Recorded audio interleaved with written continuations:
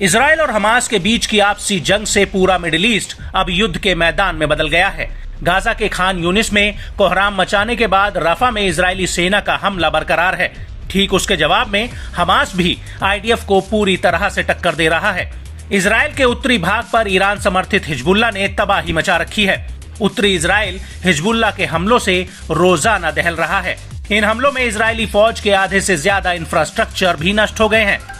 वहीं दूसरी तरफ लाल सागर में हूतियों के हमले से इंटरनेशनल शिपिंग रूट पर भी काफी असर पड़ा है। इजराइल समर्थित देशों के जहाजों पर हूती के हमले लगातार बढ़ रहे हैं। यहाँ तक कि केप ऑफ गुड होप पर भी हमला बढ़ाने के लिए और नए शिपिंग रूट पर बाधा डालने के लिए हूती अब लंबी दूरी वाले हथियारों से हमला कर रहे हैं। ऐसे में ईरान के इस्लामिक रेवोल्यूशनरी गार्ड कॉर्प्स के कमांडर की चेतावनी ने इजराइल और उसके समर्थन करने वाले देशों की चिंता को बढ़ाने का काम किया है। Islamic revolutionary guard corps Quds force के कमांडर ब्रिगेडियर जनरल इस्माइल कानी ने अपने एक संबोधन में अमेरिका समेत यूरोपीय देशों को धमकी दी है।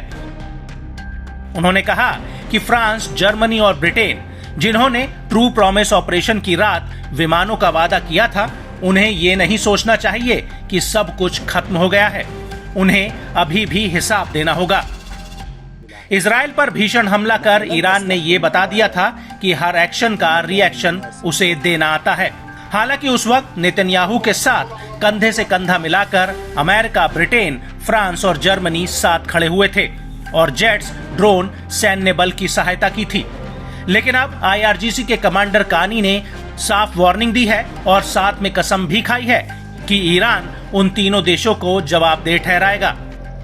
13 अप्रैल 2024 को ईरान ने इजराइल पर हवाई हमला किया था और ईरान ने उस हमले को ऑपरेशन ट्रू प्रॉमिस नाम दिया था। ईरान ने इसे इजराइल द्वारा दशमिक पर किए गए हमले की जवाबी कार्रवाई बताया था और अब इस्लामिक रेवोल्यूशनरी गार्ड कॉर्प्स के कमांडर इन चीफ हुसैन सलामी ने चेतावनी देते हुए कहा है कि ऑपरेशन ट्रू प्रॉमिस ईरान में इस्लामिक प्रतिष्ठान के द्वारा लिया गया सबसे असाधारण फैसला था। इस फैसले को दोहराया जा सकता है। ये दशकों में पहली बार था जब किसी फोर्स ने इजरायली कब्जे वाले क्षेत्रों में युद्ध छेड़ा हो। हमले के दौरान इजराइल ने 8 घंटे तक घबराहट और भय सहा है।